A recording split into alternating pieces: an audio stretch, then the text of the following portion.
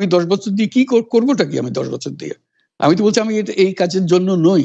দেশে আমার দেশ পরিচালনা করা আমার দায়িত্ব না, আমার কাজ না। আমি জানি না এটা কিভাবে করতে হয়। আমি যেটা জানি সেটা করি। ইউনূস, ডক্টর মোহাম্মদ ইউনূস, আপনাকে আমাদের অনুষ্ঠানে স্বাগত জানাই। আপনাকে আরো জানিয়ে রেখি আমাদের সাথে আমাদের প্রযোজক আরাফাত এবং আমাদের যারা জার্মান কলাকুশলী আছেন তারা সবাই আপনাকে সালাম শুভেচ্ছা জানিয়েছেন। আমরা আপনাকে খুব ধন্যবাদ জানাই আমাদেরকে সময় দেওয়ার জন্য। আমিও সালাম জানাচ্ছি সবাইকে। অসংখ্য ধন্যবাদ সবাইকে, তোমার কলাকৌশলী এবং আরাফাত এবং তোমাকে এবং শ্রোতাদের সবাইকে সালাম দিচ্ছি। Thank you so much sir. আমি সরাসরি প্রশ্নে চলে আসি যে প্রফেসর ইউনূস, আপনি সাধারণত সাক্ষাৎকার দিতে চান না। অনেকে বলে থাকেন দেশি গণমাধ্যমে কথা বলতে আপনি স্বাচ্ছন্দ্য বোধ করেন না। এর কারণ হিসাবে কেউ কেউ বলেন আপনি প্রশ্নের মুখোমুখি হতে হয়তো পছন্দ করেন না, আবার কেউ কেউ বলেন কিছু না বলেও আপনি যে দুর্যোগের মধ্যে আছেন, বললে না জানি কি হতো। আপনার মন্তব্য একটু শুনতে চাই প্রফেসর ইউনূস। না, তুমি তো সবটা বলে ফেলেছো সমস্যাগুলো কি। কাজে এই হলো অবস্থাটা হলো আমি বলছি দেশের কাউকে কিছু বলি এমন কথা তো নয়। বাইরে বিদেশেও যে সবাইকে যে সাদরে নিয়ে আসি তাও না, তাদেরকে অনেক শর্ত দিই আমার এই কথাগুলো লেখার ছাপানোর আগে আমাকে বলতে হবে, যাতে আবার এমন কোনো কথা শব্দ এমন থেকে না যে আমি আর বিপদের সম্মুখীন হব। আমি শুধু বিপদ থেকে দূরে থাকার জন্য এটা করছি, কারণ আমি চারদিকে বিপদের মধ্যে আছি।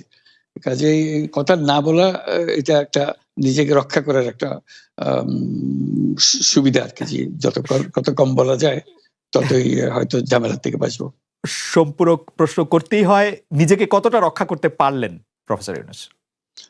পারলাম না তো, এত তো খালি বাড়ছে। এখন তো বড় কঠিন অবস্থার মধ্যে পড়ে গেছি। কিছুদিন আগে হয়তো খবর পেয়েছে এই মাসের মধ্যেই যে 12 তারিখে যে ঘটনা ঘটলো, যে আমাদের অফিসের মধ্যে ঢুকে গেল লোকজন, ঢুকে বললো যে এটা আমরা এখন দখল করলাম, এখান থেকে আমরা চালাবো। এটা কি ধরনের আবদারিকতা? আমরা পুলিশের কাছে গেলাম, বললো যে আমরা এই ব্যাপারে কিছু করতে পারবো না। কাজেই তারাও কিছু করলো না। তো আমরা যাবোটা কোথায়? পুলিশও কিছু করবে না, ওরাও জবর দখল করার জন্য ছুটে আসবে, আমাদের আইন কানুন কিছুই মানবে না। আর আমাদের একটা প্যানিক সৃষ্টি করলো আমাদের পুরো অফিসের মধ্যে। যত লোকজন আছে, বিশেষ করে মহিলা সহকর্মী যারা আছে, তারা খুবই ভীত সন্ত্রস্ত হয়ে গেল যে কি কারবার, কি হলো এটা। তো কাজে সমস্যার পরিমাণ বাড়ছে, কমছে না।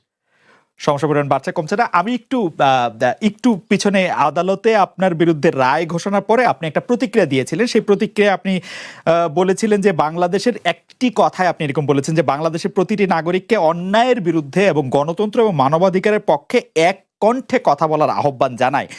অনেকে এইটাকে দেখছেন হচ্ছে এরকম করে যে আপনি গণতন্ত্রের পক্ষে লড়াইয়ে সামিল হতে বলছেন। প্রশ্ন কেউ করছেন, প্রশ্ন উঠছে, আপনি কি এইসব মামলা মোকদ্দমা থেকে মুক্তি পেতে এই সরকারেরই পরিবর্তন চাইছেন?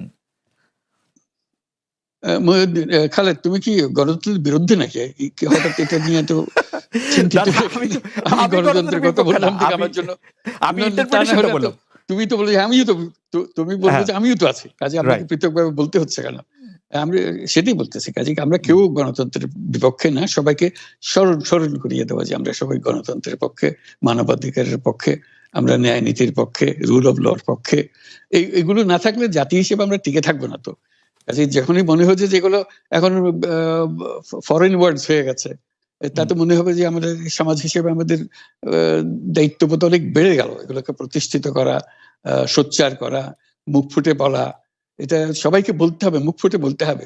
আমার বিরুদ্ধে অভিযোগ হলে আমি বলছি না বলে আপনি বলছেন না কেন? একবার বলে এখন তোমার প্রশ্নের সম্মুখীন হয়ে গেলাম। অনেকে বলছেন না, আপনি তো শতবার শতমুখে গণতন্ত্রের কথাই বলবেন, আমাদের সবারই বলা উচিত। কিন্তু প্রশ্নটা এমন ভাবে তোলা হচ্ছে যে আপনি আসলে আপনার রায় ঘোষণার পর আপনি বলছেন গণতন্ত্রের কথা, মানবাধিকারের কথা। অনেকে বলছেন যে এই কথা কি আসলে যেহেতু ব্যাপারটা আপনার উপরে আসলো তখনই আপনি আসলে বললেন কিনা, নাকি আপনি আসলে বলতে চান না, আপনি আগে যেরকম বলছেন? হতে পারে, মুখ যখন বন্ধ থাকে কোনো কথাই বলা হয় না। এখন যখন মুখ খোলার সুযোগ হয়েছে, সামনে ক্যামেরা নিয়ে দাঁড়িয়ে আছে, মাইক্রোফোন দিয়ে দাঁড়িয়ে আছে, কথা বলছি, কাজে মনের কথাটা বললাম আর কি। যেটা মনে ছিল বলা হচ্ছিল না সেটা বললাম। এটা আমার ধারণা এটা সবারই মনের কথা, সেটাকে প্রকাশ করা। তারাও তারাও চায় যে তারা বলুক, আমি বললে তাদেরও মনে সাহস আসে যে উনি বলছেন যখন আমরাও বলতে পারবো। প্রফেসর ইউনূস, আপনি যখন বলছেনই তখন আমি এই কথাটাকে একটু ইলাবোরেশন আপনার কাছ থেকে আশা করতে পারি, যে আপনি যখন বলছেন যে গণতন্ত্র মানবাধিকারের পক্ষে এক কণ্ঠে কথা বলার আহ্বান আপনি জানাচ্ছেন, আপনার কাছে কি মনে হচ্ছে যে গণতন্ত্র মানবাধিকারের পক্ষে এখন বহু পক্ষ বহু কণ্ঠ, এটা আসলে এক কণ্ঠে কেউ বলতে পারছে না বা সাহস পাচ্ছে না বা বলছে না, এরকম আপনার মনে হচ্ছে কিনা? আমার মনে হচ্ছে তাই, কারণ বলতে পারছে না তো, মুখ খুলে সব গণতন্ত্রের কথা বলতে পারছে না, কাজে সেটা বলা, এক বাক্যে বলা, পরিষ্কার কণ্ঠে বলা, এটা আমাদের সবার দায়িত্ব, তো জাতীয় দায়িত্ব এটা, যে না হলে তো গণতন্ত্র বলে কিছু থাকবে না আমাদের জন্য। আদৌ গণতন্ত্র বলে কিছু থাকবে না। একটা প্রশ্ন করি যে বর্তমান সরকার আরো স্পেসিফিক ভাবে বললে প্রধানমন্ত্রী শেখ হাসিনা স্পষ্টতই আপনাকে অপছন্দ করেন, অনেক কিছুর জন্য আপনাকে দায়ী করেন, পদ্মা সেতু এবং এই সেই। এর কারণ কি বলে আপনি মনে করেন? আপনাকে কি তিনি তার প্রতিদ্বন্দ্বী মনে করেন, নাকি সত্যি তার কাছে এমন কোনো তথ্য রয়েছে যে আপনার বিশাল কোনো রাজনৈতিক অভিলাষ রয়েছে? আপনি কি রাজনৈতিকভাবে তার প্রতিদ্বন্দ্বী হয়ে উঠছেন বলে তিনি আপনাকে অপছন্দ করছেন, না কি কারণে, আপনার কি মনে হয়? আমার মনে হয় উনি মনে করেন যে আমি দেশের সর্বোচ্চ ডাকু, সন্ত্রাসী, কিংবা আমি অপরাধী, আমি সেরা চোর, এই জাতীয় জিনিস মনে করেন। কাজে সেগুলো ব্যাখ্যা করেন উনি তার মুখে। উনি বলেন যে আমি সুদখোর, আমি ঘুষখোর, আমি সব এমন সব কটু শব্দ ব্যবহার করেন, যাতে মনে হয় যে আমার সম্বন্ধে তার ধারণা খুবই খারাপ। কিন্তু এইটা তো এরকম ছিল না। আমরা দেখেছি যে ৯৬ থেকে ২০০১ সাল পর্যন্ত নানাভাবে এই সরকারই বা আওয়ামী লীগ সরকারই আপনার সাথে, বা আপনি আওয়ামী লীগ সরকারের সাথে একসাথে কাজ করতে কোনো সমস্যা হয়নি। আপনি এইটা এইটার জায়গাটা কি একটু, ব্যাকগ্রাউন্ডটা কি আমাদের একটু বলা যাবে, যে আপনার কাছে কি মনে হয় কেন এই শত্রুতার বা কেন এই অপছন্দের বিষয়টা একটু সৃষ্টি হলো বা তৈরি হলো? যেই হোক, এটা আমার তরফ থেকে হয়নি। আমি তাকে যথাযথ শ্রদ্ধা করে নিয়ে গেছিলাম আমাদের মাইক্রো ক্রেডিট সামিটে ওয়াশিংটন ডিসিতে। আমাদের প্রধান অতিথি করে নিয়ে গেছি, সবাই সম্মান করেছে। কারণ এই মাইক্রো ক্রেডিটটা তখন পৃথিবীর সামনে আসছে, বড় আকারে আসছে, এবং এটা বাংলাদেশের অবদান হিসেবে সবাই স্বীকৃতি দিচ্ছে।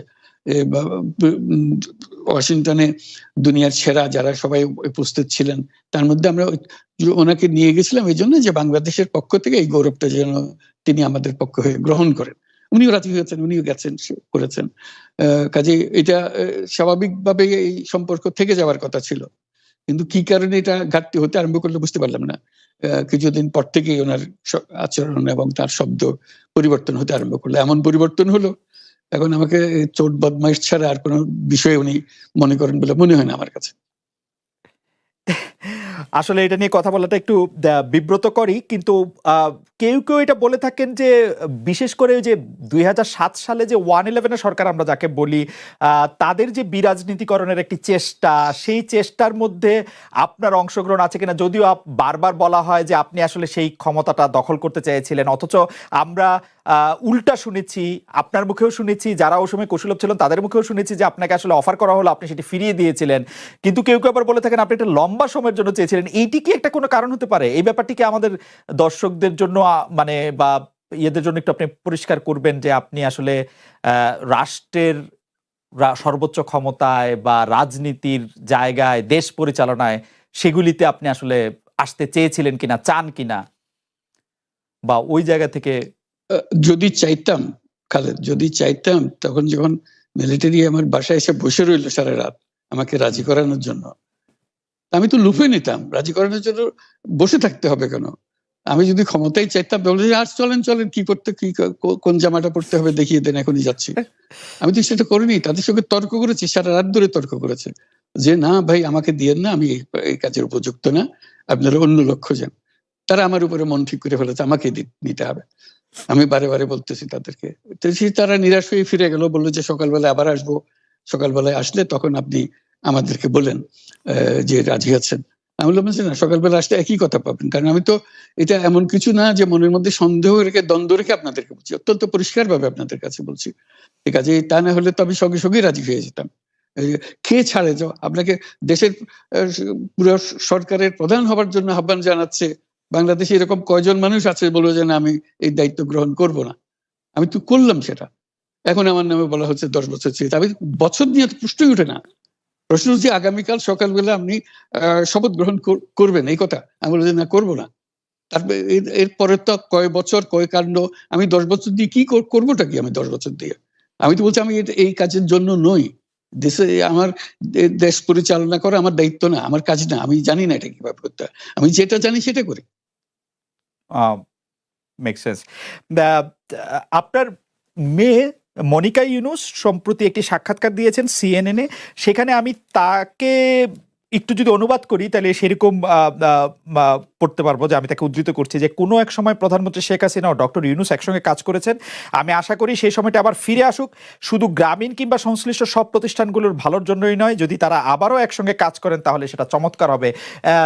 এই মনিকা ইউনুসের এই আশা কি আপনারও মানে একই রকম আশা কিনা, যে প্রধানমন্ত্রী শেখ হাসিনা এবং ডক্টর ইউনুস একসঙ্গে কাজ করলে আরো কিছু চমৎকার কাজ হবে, বা এটা আপনি আশা করছেন এরকম কি? এটা কি এখন আমার জন্য করা যাচ্ছে না যে আমি নারাজ, যে করতে চাই না? তুমি ভাবখানা এমন করছো যে আমি আপত্তি করছি, আমি কাজ করতে চাই না। আমাকে যে বললাম চোর বদমাইশ করে রেখেছে, সেখানে কাজ করার তো কথাই উঠছে না। আমার নাম উঠলেই ওনার রাগ উঠে যায়। আমাকে সুদখোর না বললে ওনার মন তৃপ্ত হয় না। আমাকে চুবিয়ে না ডুবালে, পদ্মা নদীতে আমাকে চুবিয়ে না ডুবালে ওনার মনে শান্তি আসে না। ঠিক আছে, এখন আমি কি করে বলবো? ওনাকে বলতে তো হবে, ওনাকে যদি কিছু বলতে হয়। পদ্মা নদীর কথাটা যখন উঠলই, পদ্মা ব্রিজ সম্পর্কে যে কথাটা সরকারের উচ্চ মহল থেকে এটা বলা হয় যে আপনি আপনার ক্ষমতা ব্যবহার করে বা আপনার পরিচিতি ব্যবহার করে বা আপনার যে একটা সাংঘাতিক রকমের গ্রহণযোগ্যতা সারা দুনিয়াতে আছে, যেটি আসলে ওয়ার্ল্ড ব্যাংক সহ অন্য জায়গায় আছে, সেটি দিয়ে আসলে আপনি পদ্মা সেতুটা বাংলাদেশ যাতে ঋণ না পায় সেটির জন্য আপনি চেষ্টা করেছেন। এই ব্যাপারটা নিয়ে কি আপনি একটু কিছু বলবেন, যে এটা আপনার বিরুদ্ধে একটা অভিযোগ? কি বলবো, এটা বলো, এটা হাস্যকর একটা কথা। মুখ থেকে বলে ফেললো চোর ডাকাতের মতো, এটাও আরেকটা বলে ফেললো, এটাই সত্য হয়ে গেল। আমরা যে বারে বারে বিবৃতি দিলাম তখন এটা প্রশ্নই উঠে না। আমরা বাংলাদেশের নাগরিক হিসেবে আমরা গৌরবান্বিত যে এই পদ্মা সেতুর উপরে আমরা একটা সেতু বানাতে পারবো, এটার জন্য আমরা সবাই চাই। কাজে এটা তো বিরোধিতা করার তো প্রশ্নই উঠে না। কেন বিরোধিতা করবো? দেশে যে একটা বড় রকমের ঘটনা ঘটতে যাচ্ছে সেটা তো আমরা সবাই সমর্থন করেছি। বলেই চললেন। এখন একজনে বলতে থাকলে তো আমার করার কিছু তো নাই। উনি এত শক্তিধর যে এখানে আমার কথা তো কিছুই থাকে না। ওনার সরকারের যাবতীয় প্রচার যন্ত্র ওনার হাতে। আমার তো আমার গলার যত তীক্ষ্ণ। আপনি তো কথা বলেন না, বললে তো নিশ্চয়ই আপনার সাথে না। একটি প্রশ্ন আসছে যে পদ্মা সেতুর যখন উদ্বোধন করা হবে তখন কি আপনাকে নিমন্ত্রণ জানানো হয়েছিল? মানে রাষ্ট্রের পক্ষ থেকে এরকম বলা হয়েছিল যে আপনাকেও নিমন্ত্রণ জানানো হবে, বা আপনি মনে আছে কিনা? মনে পড়ে না এরকম করছে। আচ্ছা আচ্ছা, আমি একটু যে বিষয়টি নিয়ে আপনি আসলে শুরু করেছিলেন যে আপনার প্রতিষ্ঠান জবরদখল করা নিয়ে, সেই জায়গাটার মধ্যে একটু আসি। আমাদের যে আন্ডারস্ট্যান্ডিং, সেই আন্ডারস্ট্যান্ডিংটা হচ্ছে এরকম: আপনার হাত দিয়ে যখন গ্রামীণ টেলিকমের প্রতিষ্ঠা হয় তখন এর আয় থেকে আপনি গ্রামীণ ব্যাংকের সদস্যদের জন্য ব্যয় করার কথা বলেছিলেন বা ভেবেছিলেন। আপনি গ্রামীণ ব্যাংক থেকে চলে আসার সময় বা ওই আগে পরে আমরা দেখেছি যে সে আর্টিকেল অফ অ্যাসোসিয়েশনটা আসলে ওই একই রকম নাই, বদলানো হয়েছে। তো গ্রামীণ ব্যাংকের বা গ্রামীণ টেলিকমের এই বেনিফিশিয়ারি থেকে গ্রামীণ ব্যাংকের সদস্যদের আসলে বাদ কেন দেওয়া হয়েছে? মানে এইটার পিছনে কারণ কি? এখন গ্রামীণ টেলিকমের যে লভ্যাংশ তা কোন খাতে আসলে ব্যয় করা হয়, বা মানে যে আয়টা মুনাফা সেটি আসলে কিভাবে ব্যয় করা হয়? গ্রামীণ টেলিকম একটা স্বতন্ত্র প্রতিষ্ঠান। এটা কোম্পানিজ আইনের 28 সেকশন 28 দ্বারা সৃষ্ট। তার অর্থ হলো যে এটাকে আইনের ভাষায় বলে হচ্ছে non dividend company, guaranteed by limited by guarantee. কাজে এটার কোনো মালিক নাই। কাজেই মালিক যেহেতু নাই, এটা তার নিজের নিয়মে যারা গ্যারান্টি দিয়েছে, যারা গ্যারান্টির পরিমাণও খুব সীমিত, লিমিটেড বাই গ্যারান্টি। এটা ১,০০০ টাকা। মানে যদি যত তোলপাড় হয়েও যায় কোম্পানিতে, বহু পাওনা থেকেও যায় লোকজনের, যারা এটার পরিচালনা পরিষদে আছে তাদের দায়িত্ব হবে ১,০০০ টাকা পর্যন্ত, এর দায়ী থাকবে ১,০০০ টাকা পর্যন্ত, এর বেশি তার দায়িত্ব থাকবে না। কাজে এত সহজ সরল একটা জিনিস। তো সেটাই হলো গ্রামীণ টেলিকম। গ্রামীণ টেলিকম তখন একবার বলেছিল যে তাদেরকে কিছু কিছু সহায়তা দেবে এটার উপায় অর্জনের কাছ থেকে। এটা তাদের নিজস্ব সিদ্ধান্ত, এটা কারো চাপারও সিদ্ধান্ত না। সেই সিদ্ধান্ত অনুসারে সেই সমস্ত যে পরিমাণ টাকা তারা বলেছিল দেবে, এখানে দিয়ে যাচ্ছে। এই পর্যন্ত ৫০০ কোটি টাকার উপরে দেওয়া হয়েছে এই সাহায্য সহায়তা থেকে। কাজে ওইটা যে আমরা বা গ্রামীণ টেলিকম এটার থেকে পৃথক হয়ে গেছে, তার যে কথা দিয়েছিল, কথা পুরো, এটা একটা কথা দিয়েছিল, এটা পূরণ করছে না। এটা আইনগত কোনো যে আইনি বাধ্য হতে আপনি দিতে বাধ্য হবেন এরকম কিছু ছিল না। কাজে এই ধরনের বিষয়টা এই টেলিকমের বিষয়ে বলা। গ্রামীণ ব্যাংকের আপনি যখন মানে গ্রামীণ টেলিকমটা আপনি প্রতিষ্ঠা করেন, সেই সময়ে গ্রামীণ টেলিকমের সাথে গ্রামীণ ব্যাংকের সম্পর্কের যে বিধিমালা, সেই বিধি কি আপনি যখন চলে এসছেন গ্রামীণ ব্যাংক থেকে সেটি পরিবর্তন করা হয়েছিল? তো সেই পরিবর্তনটি মানে পরিবর্তনটির জায়গাটা যদি আমাদের একটু পরিষ্কার করতেন। পরিবর্তন ছিল যে আগে এটা নমিনেট করতে পারতো গ্রামীণ ব্যাংক, চেয়ারম্যান পদের জন্য একজন লোক নমিনেট করতে পারতো।